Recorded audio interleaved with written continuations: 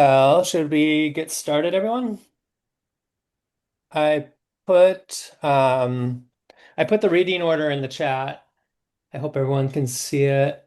And so this is for the release of Elizabeth Rosen's chapbook, and some of you have seen it already, and it's really neat, and I'm really proud of it.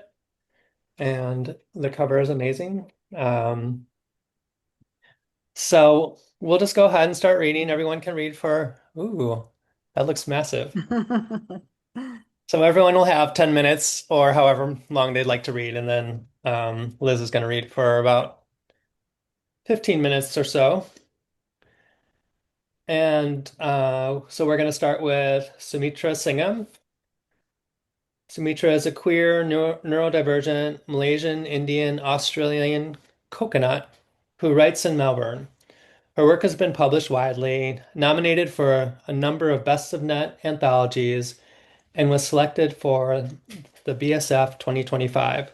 She works as a psychiatrist and trauma therapist and runs workshops on how to write trauma safely and the Yeah Nah reading series.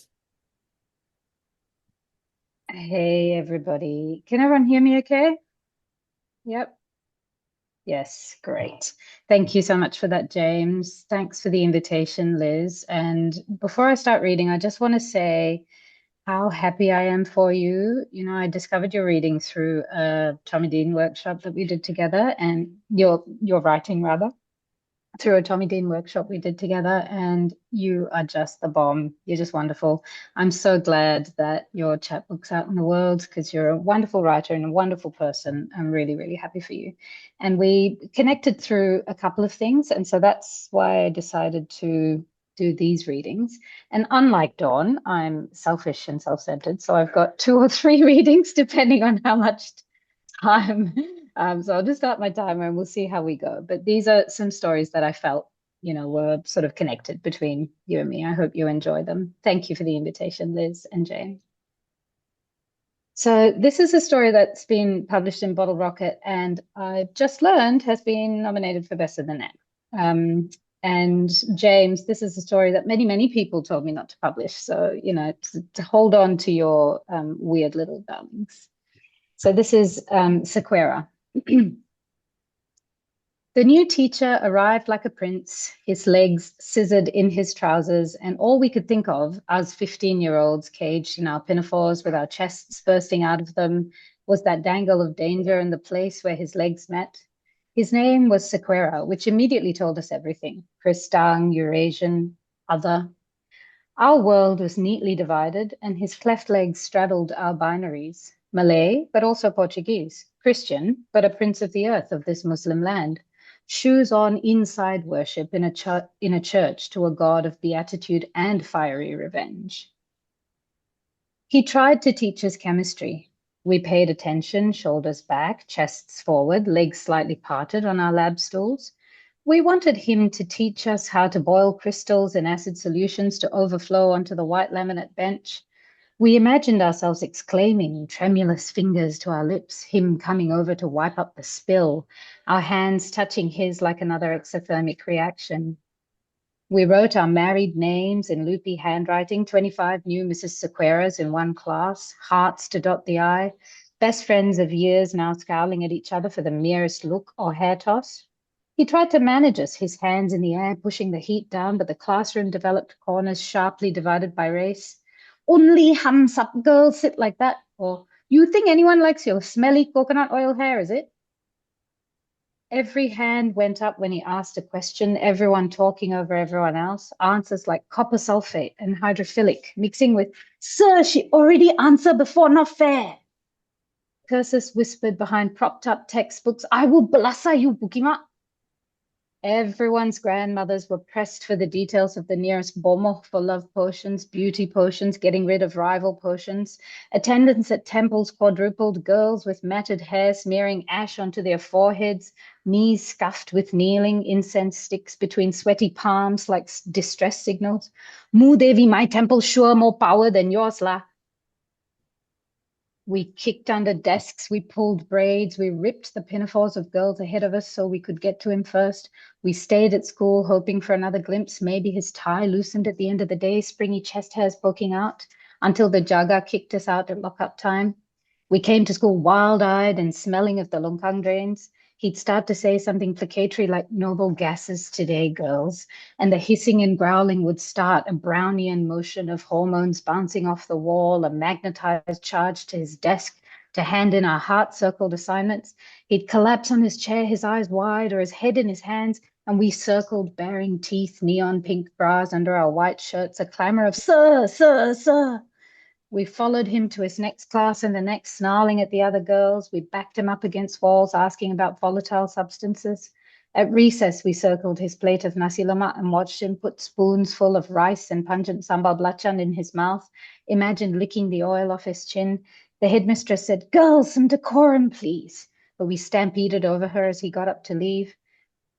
An orange, rumbling tiger of a car pulled up and a woman stepped out, full breasts in a tight, lacy kabaya, sarong narrowing to a V at her secret center. We stopped, gaping. She took his upper arm to pull him close for a kiss, a sliver of pink tongue visible between her teeth. He and his dangerous dangle fit neatly into the slit of her sarong. She pulled away, wiping the carmine off his mouth, and we turned to each other confused. They got in, ignoring us completely, and purred off. We stood there, loosened fists still entangled in our friend's hair, choking on the dust he'd stirred up, wondering if we'd ever had a chance. Thank you. Yeah, that's such a fun piece. So that incorporates lots of my Malaysian vernacular. And I've got one more piece for you. Liz and I sort of bonded over talking about Australia and New Zealand and also Neil Finn a little bit. So I hope you enjoy this piece, Neil, Liz.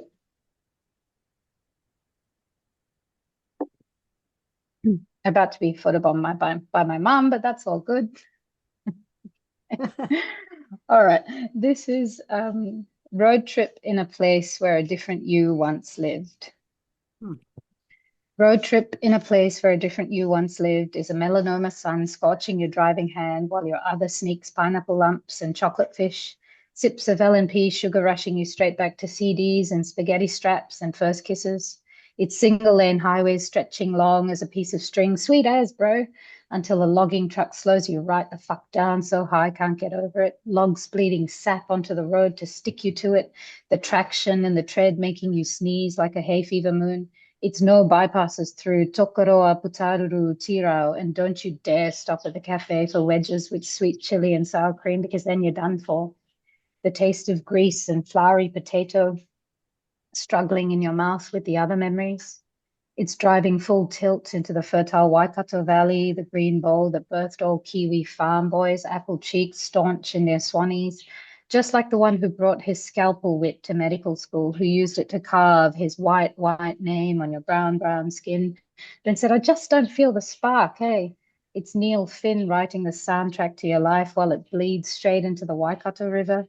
It's "She'll Be Right" while he goes around with someone else, and it's "Kia kaha" while your heart is breaking. It's your mates telling you to snap out of it and where's your pride? And it's that you gave it to someone else along with your whole self and they threw it away. It's standing at the edge, considering the swirl of the white water below, no bungee cord to pull you back. And it's realizing that Aotearoa is a long white circle and you've been coming back for years. Thank you.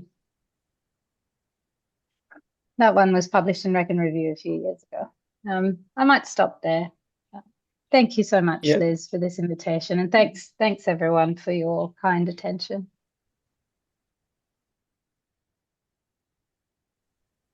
Yeah, I don't know what would happen if we all unmuted and did this. Would our computers just like explode or what? I don't know. Uh,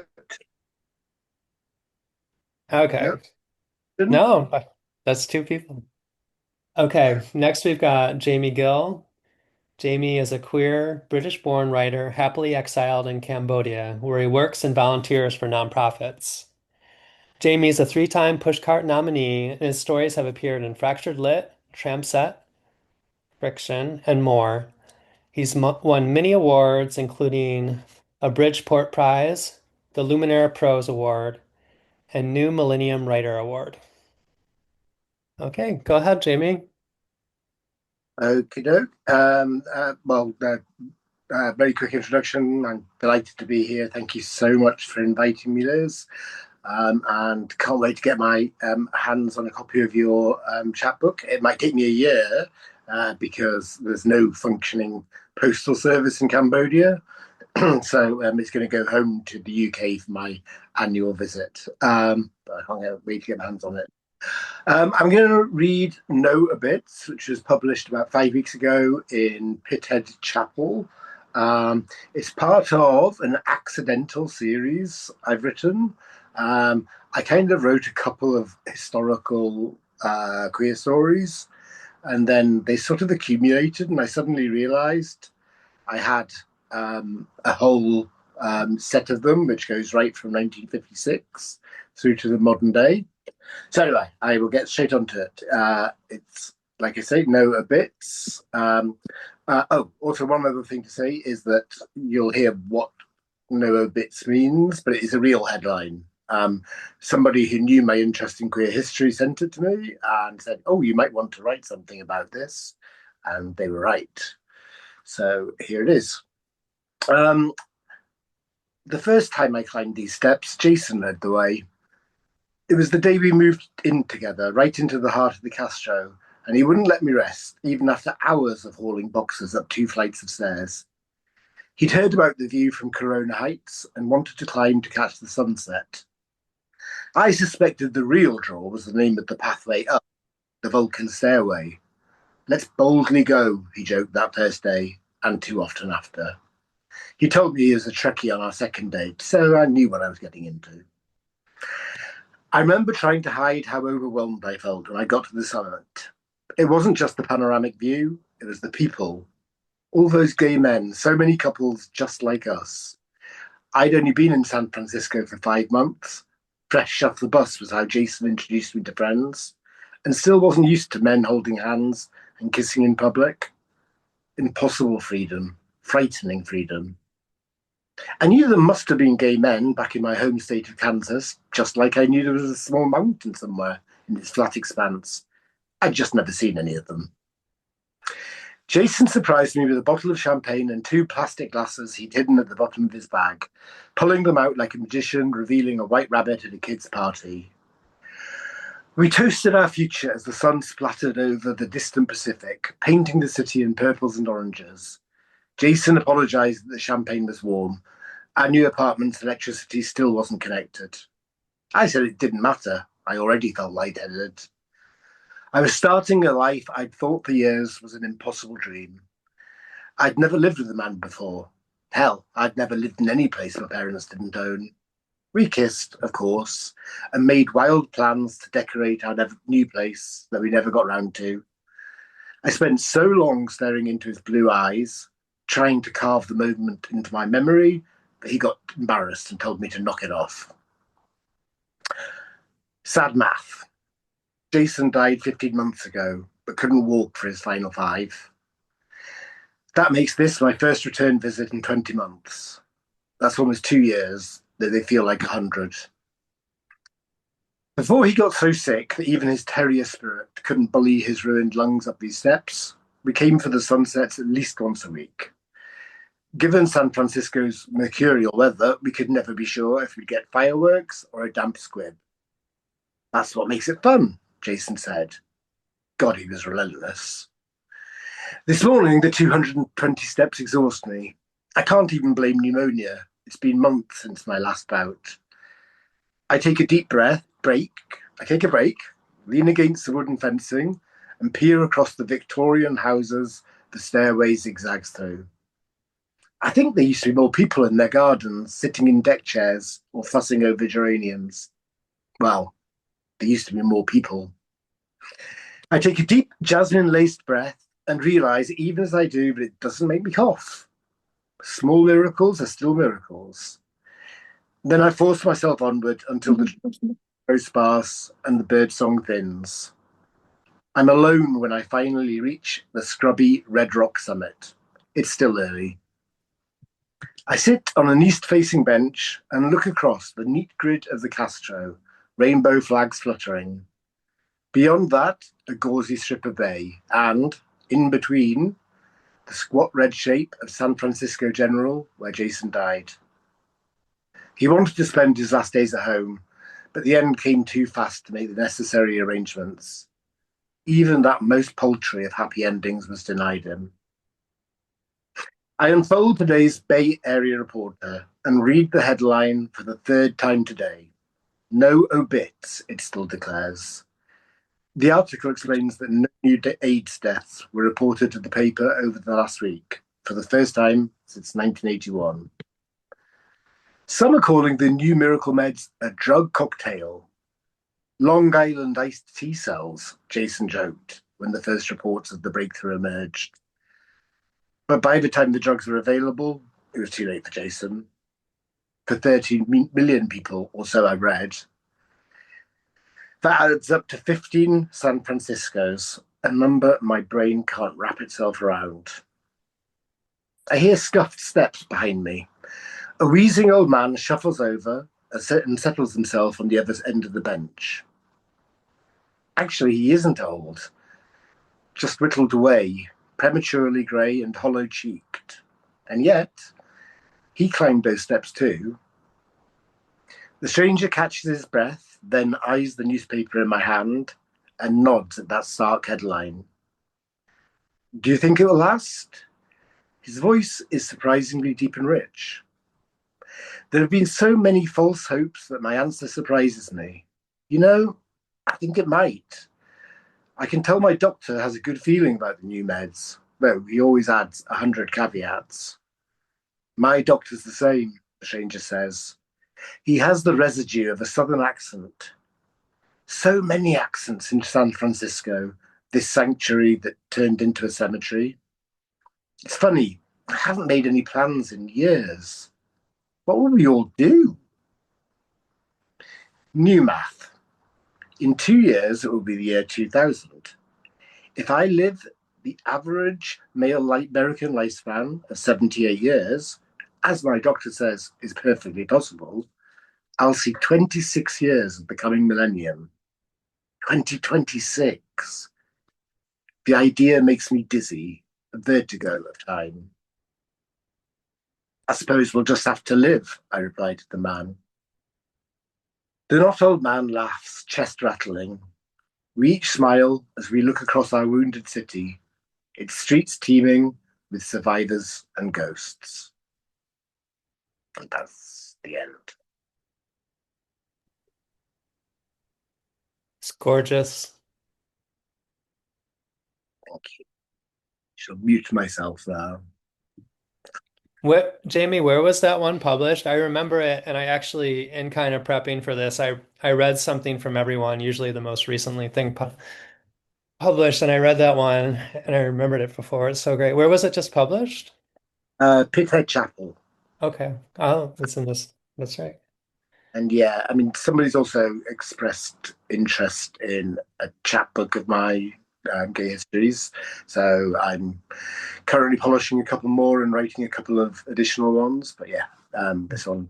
Oh, and it was also shortlisted for the Oxford Flash Fiction Award. Oh, Um, I withheld it for Pithead Chapel because I had another story in that anthology. So okay. I spread myself around. Next we have Ani King. Ani is a queer, gender, non-compliant writer and artist from Michigan. Their work has been featured in Smoke Long Quarterly, Split Lip Magazine, Fractured Lit, and other terrific publications. They are the first place winner of the 2024 Blue Frog Annual Flash Fiction Contest, a Smoke Long Grand Micro Competition 2023 finalist. Their book Family Night, or I'm sorry, their book Family Night Stories was released by Mason Jar Press this year in 2026. Hi everyone, thank you so much. So not to brag, but I did get my copy and I really enjoyed it. So I just wanted to say a couple of really nice things about Liz and her work before reading. Um, I love a collection that comes together under a title and immediately just slips one between the ribs. And I really think, like, I think that Survival Skills really does such an amazing job of that. Just you're in it immediately. So for those of you who have been able to read it already, you know what I'm talking about. For those of you who haven't yet, you're definitely in for a treat. So I am going to read two stories about tigers and dads, apparently. Um, because why not? And it feels a little bit like Survival Skills.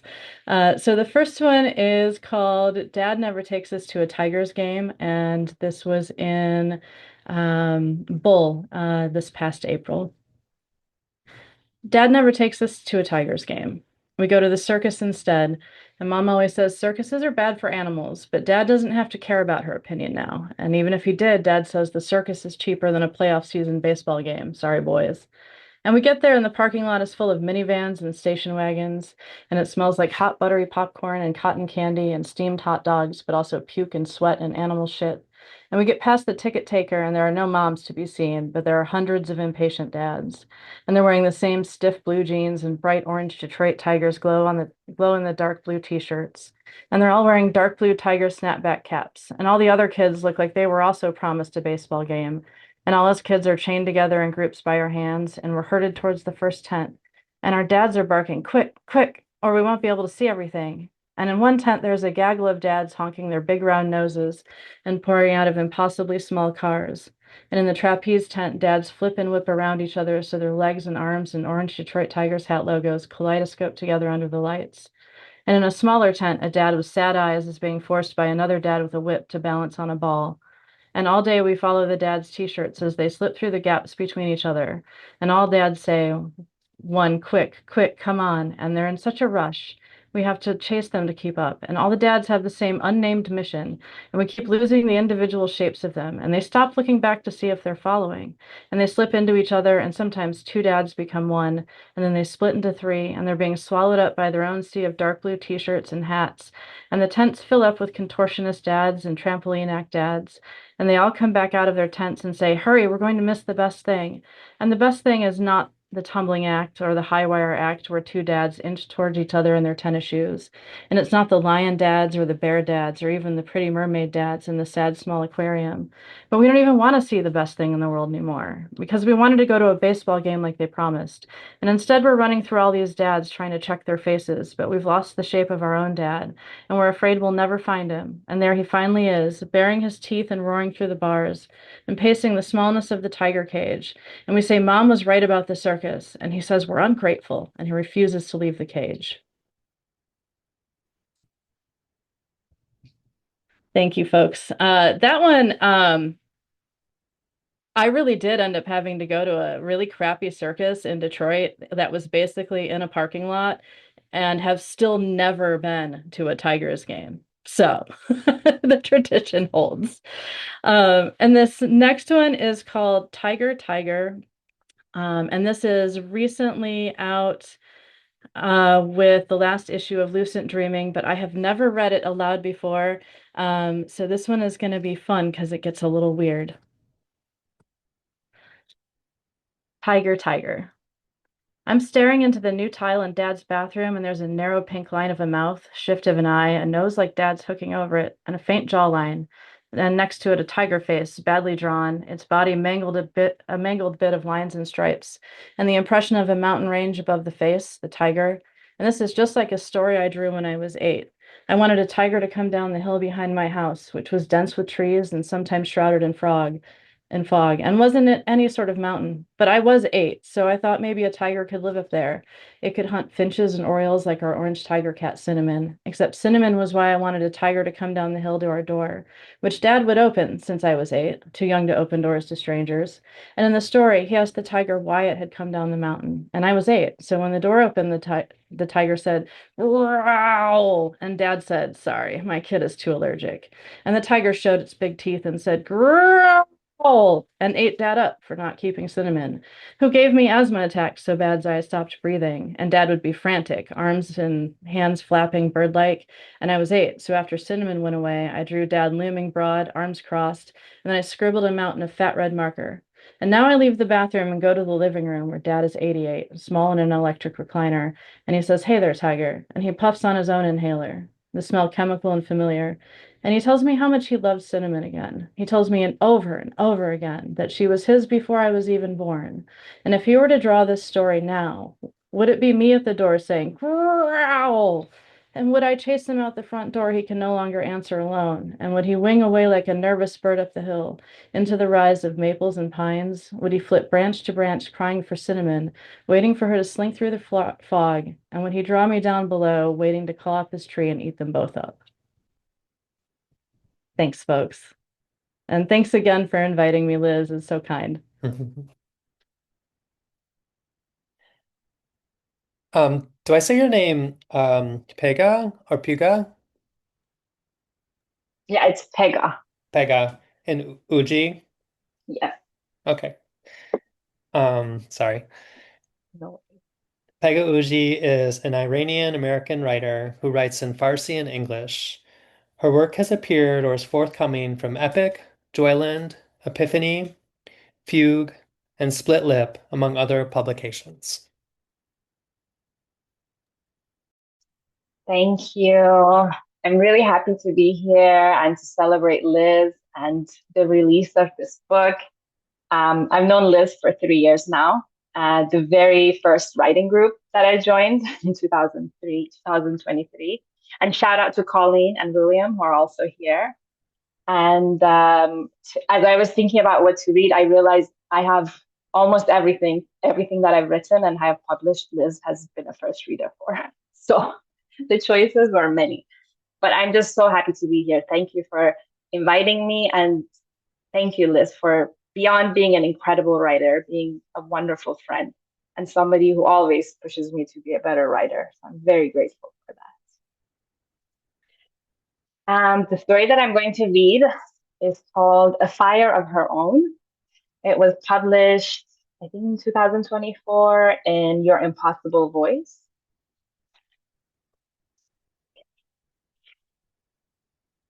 When Fatima tugs at the peeling bark of a 100 years old eucalyptus tree, one jagged edge pierces her supple tongue. One drop of blood, red and round as Tehran's setting sun. A fire, fed by shouts of women and their tossed rosettis, their naked hairs, speckled with the pollution particles, ruffle under the remnants of the day's last breeze. Perhaps 20, 50, 100 women. More gather, shouting, "Woman, life, freedom." Fatima watches them from across the street, peeling more bark, exposing the white flesh of the tree underneath. An elderly lady, her own rossetti flickering in the fire, hands the children rosewater lollipops, meant to soothe the growing confusion in their bellies. Why is there a fire, Mama? Why are you burning the rossetti Grandma gifted you last Nowruz? For years to come, the adults these children grow into will smell ash anytime they taste anything sweet.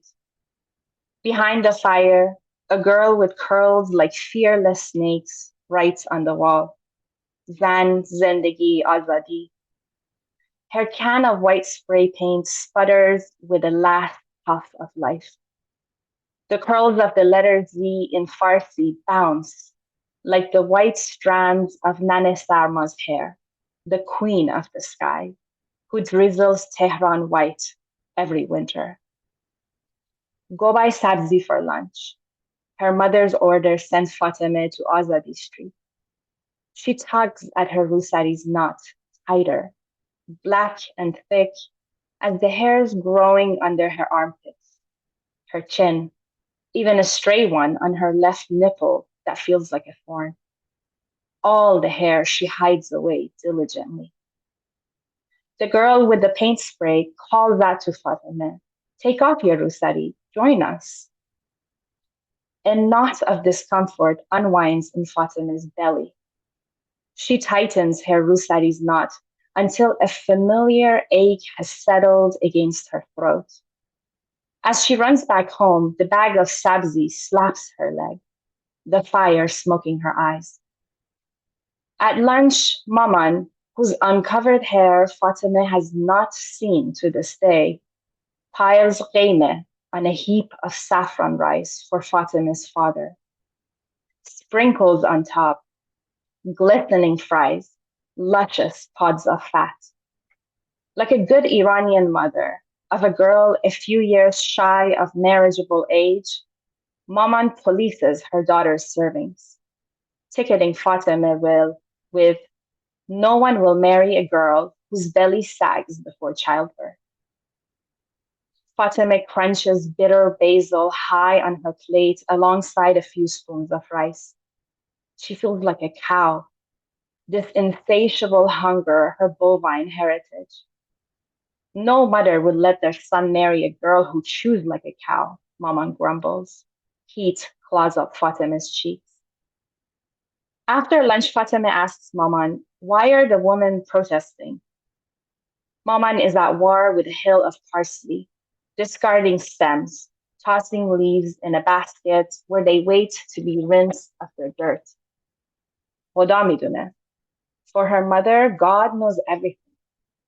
Fatima has been listening too, especially during her midnight prayers, begging God to speak to her too.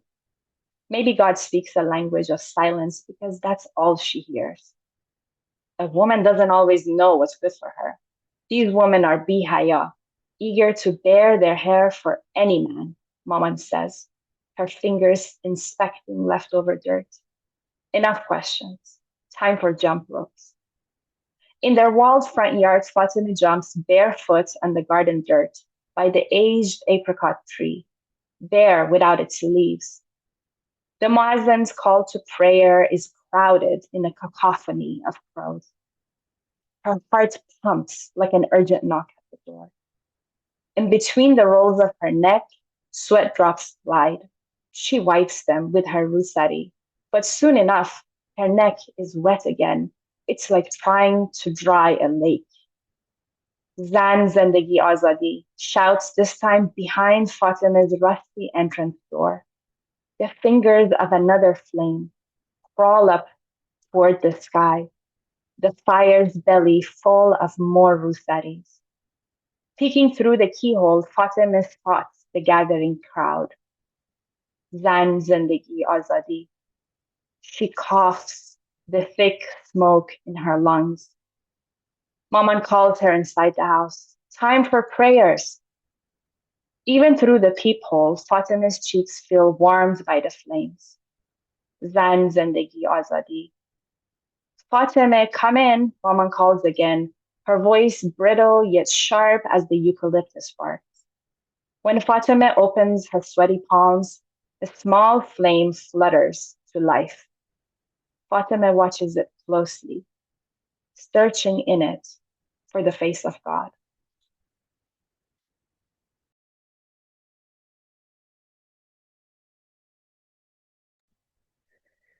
Do you have anything else to read, or are you done? Oh, that was the only one. Sorry, I forgot to say. Just No, no, no. That was gorgeous. That was great. Next we have Travis Flatt. Travis is an epileptic teacher and actor living in Cookeville, Tennessee. His stories have appeared or are forthcoming with Pithead Chapel, Motor Monkey Bicycle, Ghost Parachute, Vestal Review, Fractured Lit, and elsewhere. His first flash fiction chapbook, Five Stories, was published by Sand and Gravel last year, 2025. He has been nominated for a Pushcart, Best Small Fictions, and longlisted for the Wigleaf Top 50. And here's Travis's chapbook. This is actually the first one. This is the first one that we did. I asked Travis if he would like to do a chapbook, and I had so much fun picking the stories, and it was great, and it was. I had made some earlier chapbooks. I did one of my own writing a couple years ago, and another writer. But I kind of was really happy to bring this back, and Travis was the first writer that kind of kicked it off, and it's been really fun. And I do still have some copies of his chapbook. Um, if anyone would like to buy one, they're great. I love it. So thanks a lot, Travis, for agreeing to letting me publish that. Of course, of course. And thank you, James. And thank you, Liz. I just want to say congratulations, of course. And Liz is also there to look at early drafts for me. We exchange drafts all the time, and she gives awesome notes. She is just wonderful, great for that. It's helped me a lot as a writer. And Survival Skills, which I've had a chance to read, is wonderful. So, of course, be sure to check that out. And congratulations again. Um, I am going to read one story, one that I have not read before, and because it just felt like it would be fun, and just one that I thought would be fun today.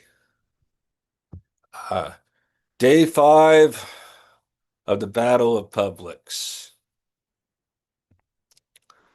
The once mighty cavalry of frozen foods has dwindled to one.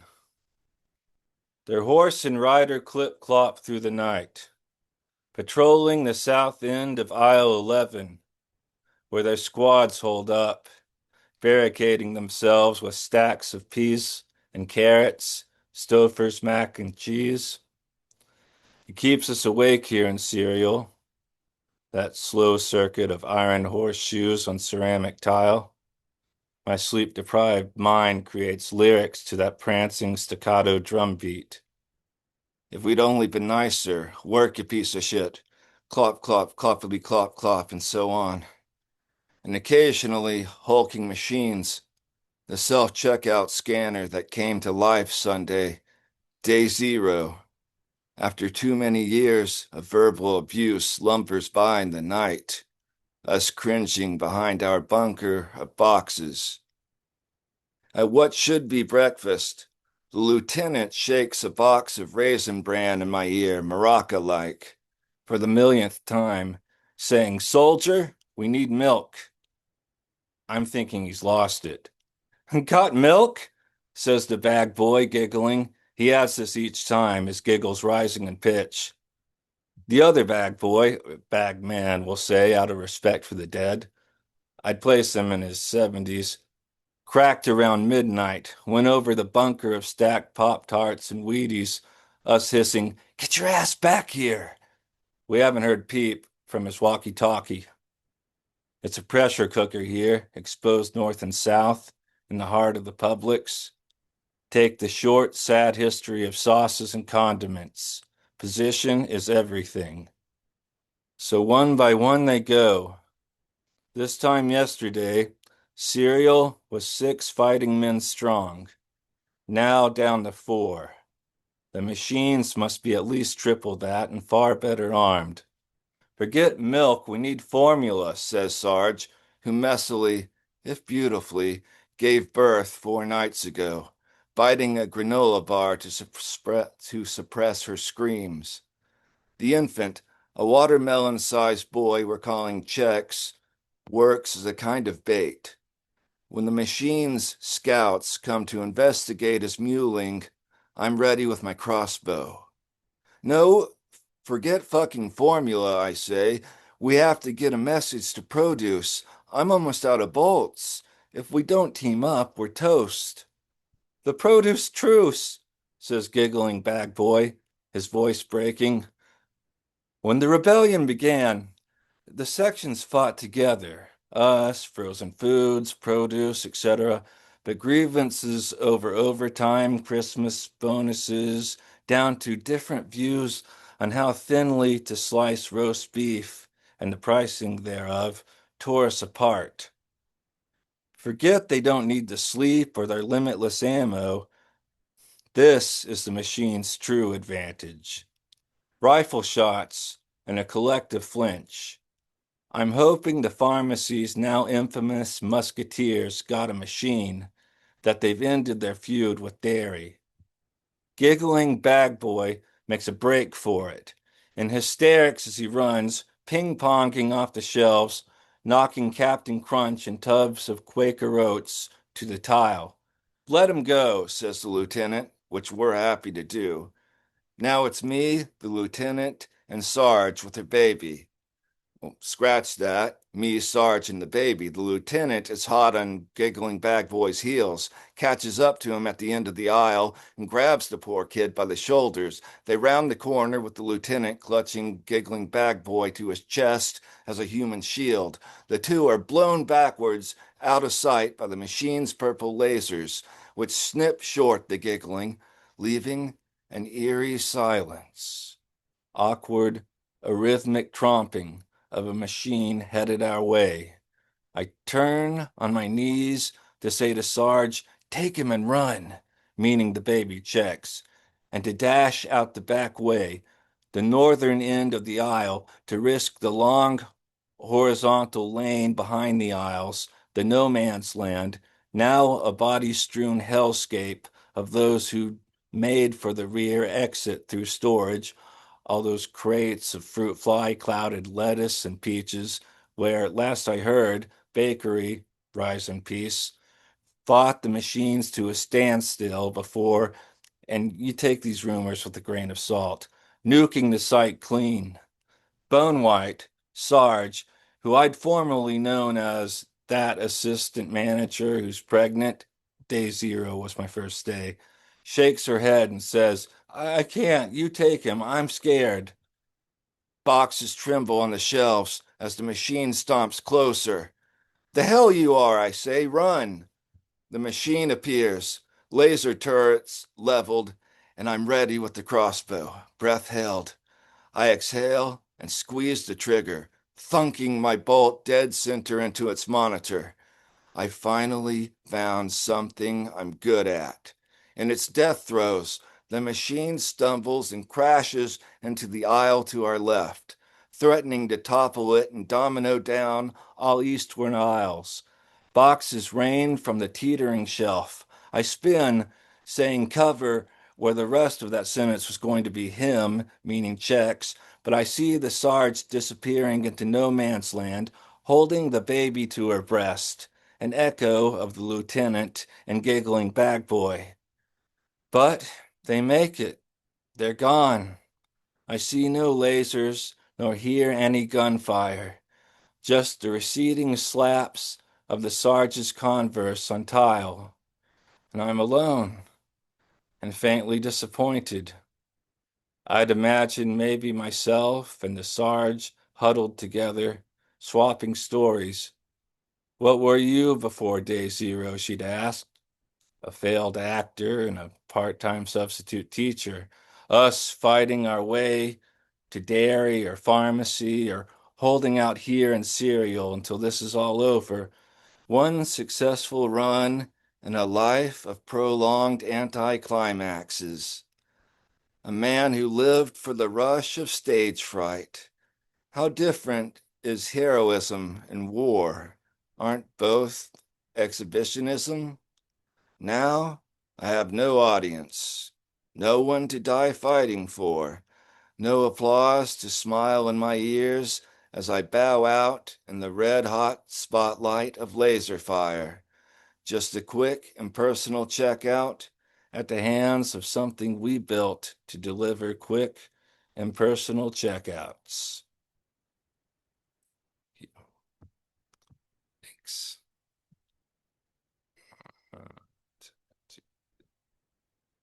That's it. Thanks, Travis. You're welcome. Next, we have Dawn Steffler. Dawn is an Asian American writer from Hawaii who lives in the San Francisco Bay Area. She was a Smoke Long Quarterly Emerging Writer Fellow, winner of the Bath Flash Fiction Award, and finalist in Fractured Lit's Flash Fiction Open. Her work has been selected for Best Small Fictions and an anthology of rural stories by Writers of Color 2025.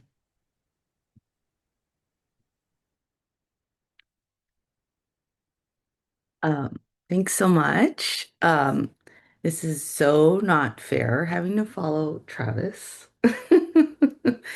Um, but I after all of the little blurbs that everybody's known Liz for a while. I wish I could say I've known and interacted with Liz all these years, but I'm like the outlier we've been admiring from each other from afar, which is why I'm like super honored to have been invited. Um, I remember being in a smoke long small group or a chat and like we talked too briefly. Um, but yeah, I love the chapbook and James. Thank you for starting up this amazing new press. I really love what you're turning out.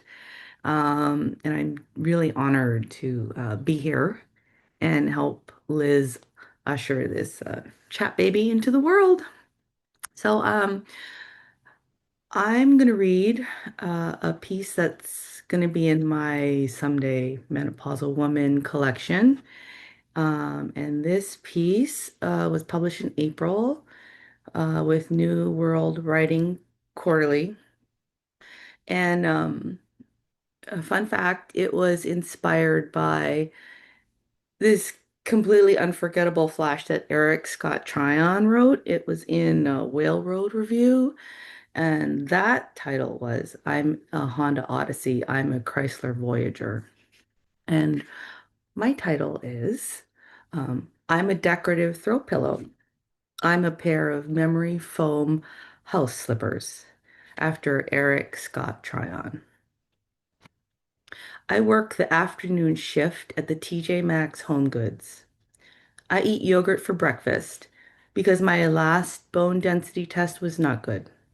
Also, I'm trying to eat more tofu because I read somewhere that soy can help with hot flashes. Every month, my husband opens up the water bill and complains about our son's suspiciously long showers. I don't mind cooking dinner. It's the coming up with what to cook that I hate. Some days I stop at the lake park on my way home from work to feed the ducks. I like their little green heads and their quacking. Other days I stop by the grocery store. Last year, our son decided he'd rather work than finish community college, and I'm okay with that. I saw something funny on a t-shirt at work. You lack a certain je ne sais quoi. I almost bought it because I thought it was hip, but then I realized it was mean and I put it back. I have a tuna a la king recipe that I make for meal trains because people say they like it. If I ever need to buy a gift, I get it at work with my employee discount. I joined the gym because my doctor said I need to do more strength training. I don't really know if this is what I expected from life. Our son just got a job at an axe throwing establishment called the Axe Hole.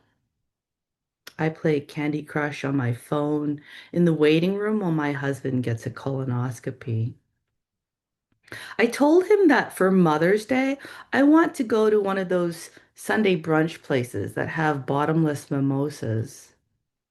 I read somewhere that boy ducks have a penis like a corkscrew, which prevents the girl duck from running away before he's done. When I come home from work, my cat is usually sleeping on my bed. I wonder if she ever licks anything other than her butthole.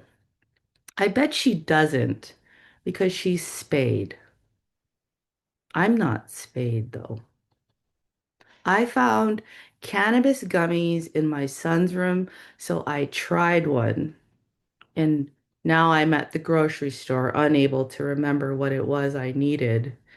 Yet, I know the words to every single Journey song. I'm a to-do list. I'm a hot flash. I'm a sky full of ducks. Thank you so much, everybody.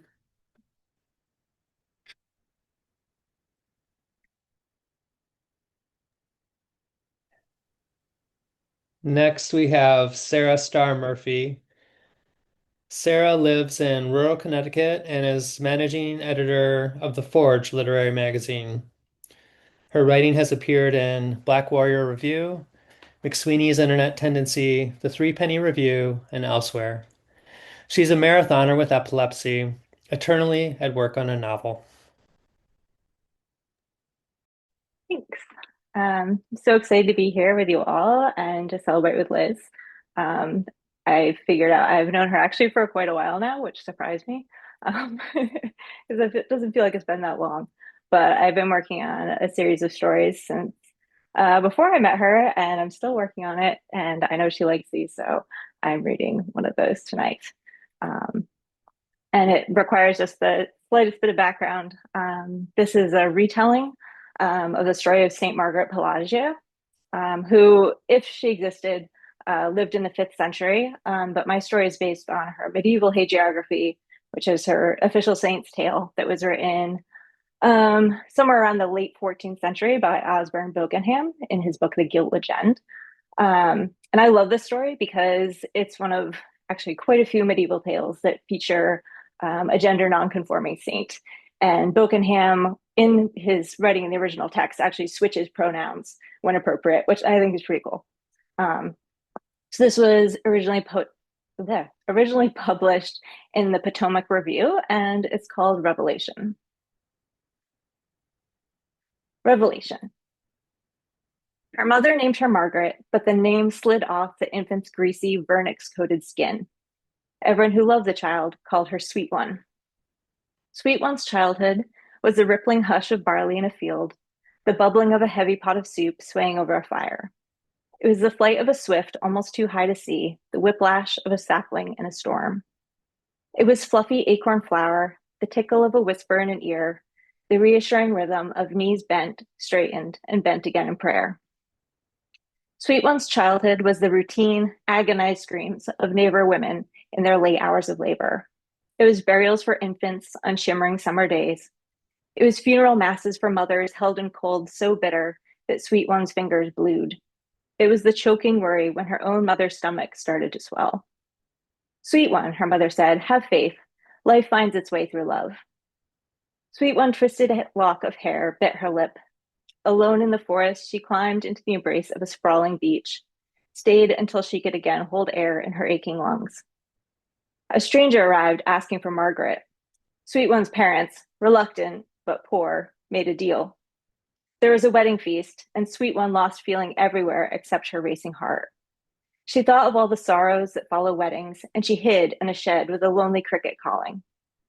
In darkness, she snuck away, under the cover of trees whose exposed roots knew the soles of her feet and pressed back, steering her away from slumbering boars. Sweet One cut her long hair with a knife.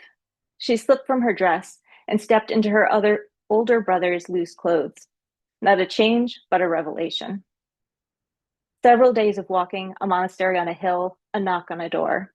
Yes, said the abbot. My name is Pelagian. I've come to devote my life to God. I have an offering, he said, opening his hands to show a small brass crucifix. Brother Pelagian, please come in. His new life was spare, precise, but surrounded and insulated by wealth. It was the hushed moment the abbot drew breath to begin mass, the resonant snores and stale jokes in the dormitories, the burn of sun on his tonsure as he worked to dig a new garden plot for lavender and thyme, the give of vellum, soft but sturdy under his fingers, gold-leafed illustrations crackling to life under flickering candlelight.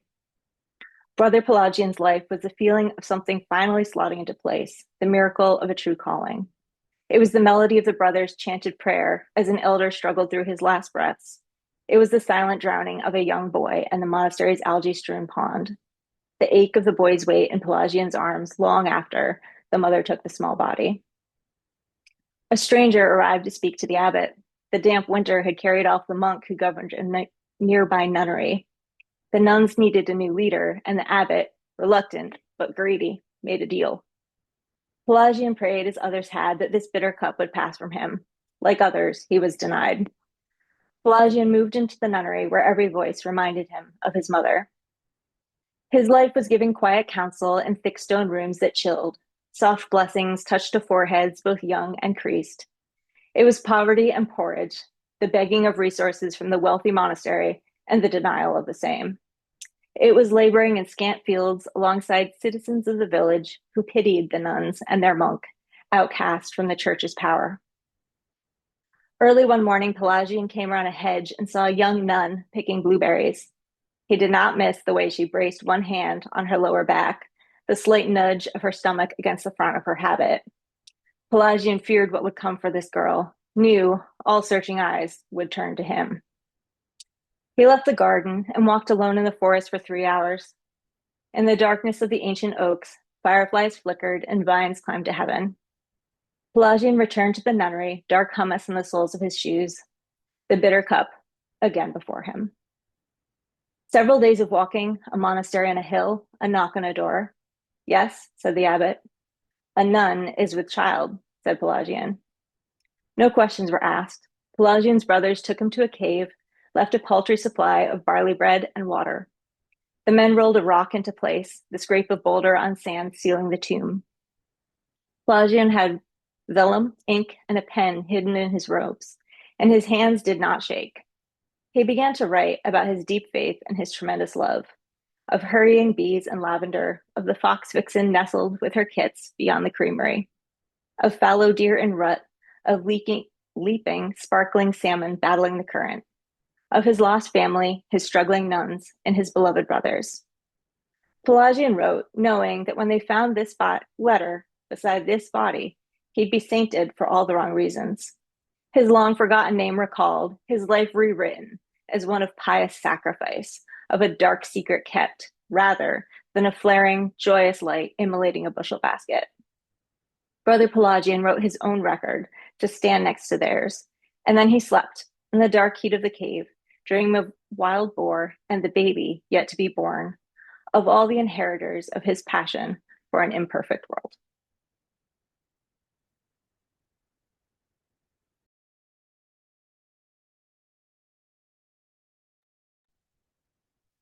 Okay, next we have Elizabeth Rosen.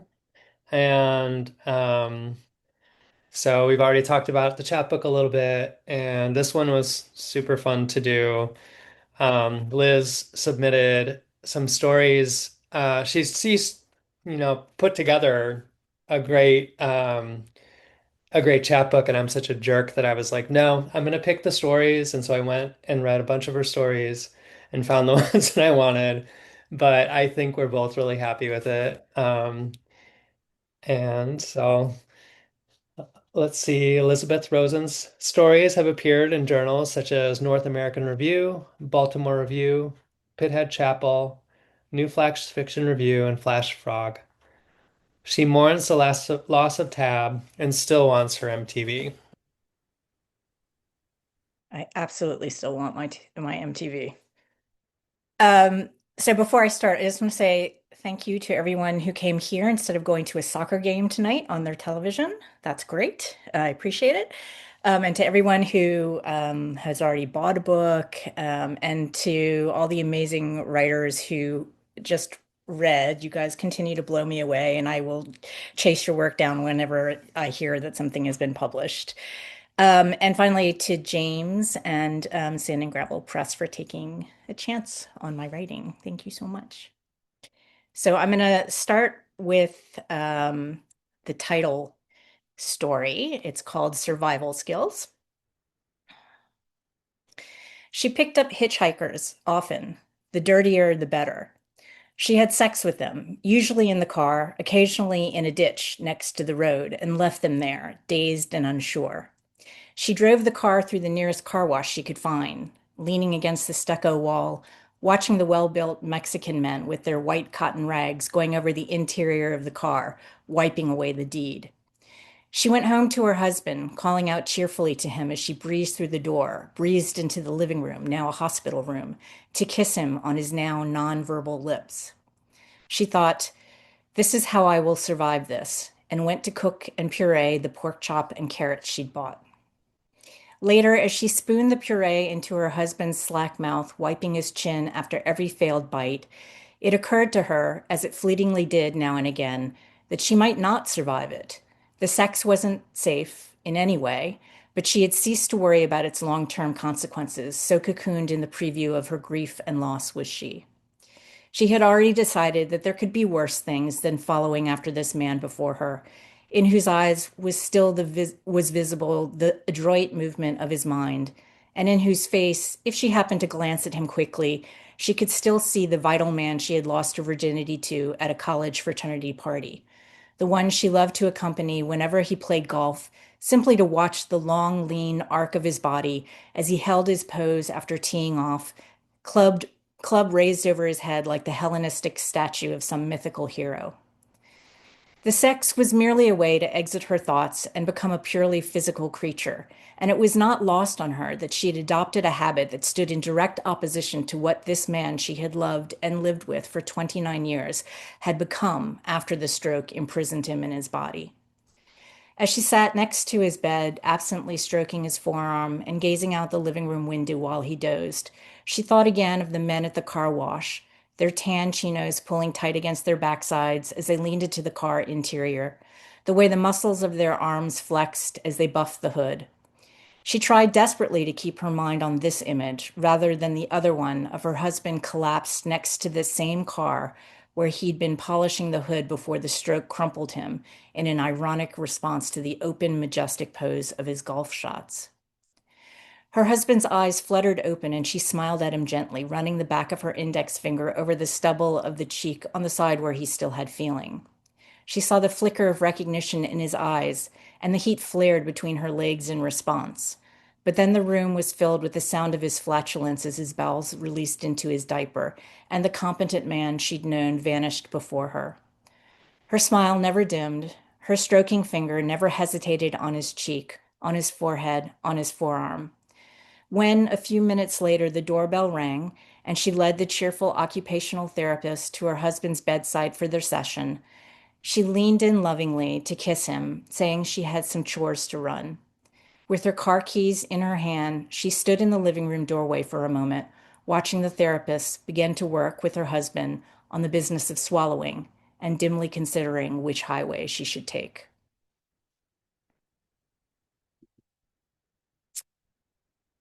All right, and this one is also in the chapbook, and it is called Headline News. Is it bad that this kind of headline, great white shark with red mouth washes up on beach in rare incident, is what gets me through the day? I ask my sister. When she doesn't respond, I continue.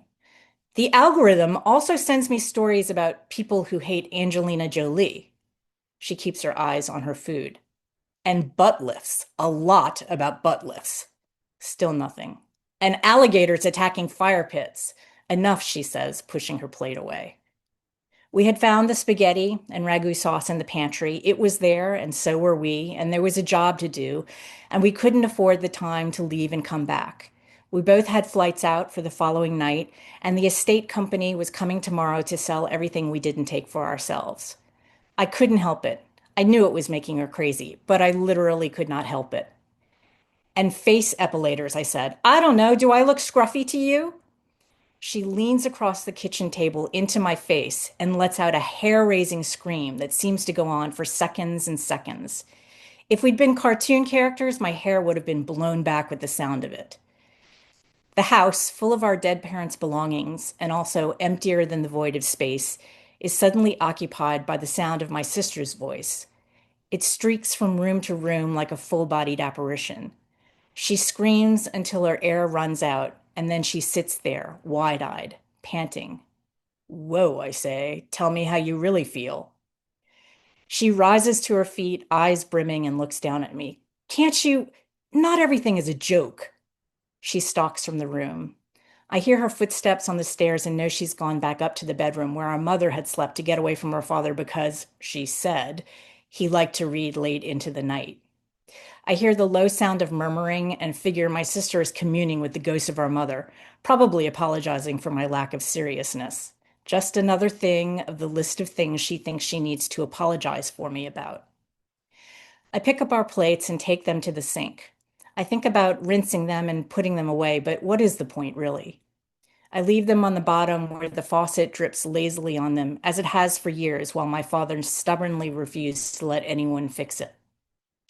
Tomorrow, strangers will wander through the house, touching the lifetime of things that my parents collected into a home, assessing them for uniqueness and worth, not understanding or caring that worth is hardly ever a matter of money. I wander through the downstairs of the house. I try to imagine how each item will look to the people who come through, having seen a sign outside that welcomes them and tells them to be careful where they step because the estate company is not liable for accidents incurred while they rummage through dead people's stuff.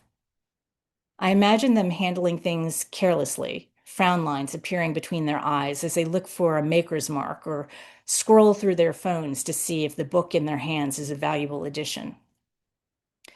My sister's footsteps move across the ceiling as she goes into our father's bedroom to determine if there's anything she wants to take with her. She has a cardboard box she is filling.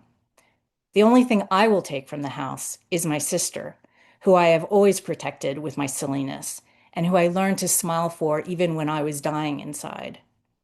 She has no idea that my parents were the same as her parents, that our experiences of them are so distant they might have been from opposite sides of the galaxy. My father must have known that if he touched her, I would have found a way to rain hellfire onto him.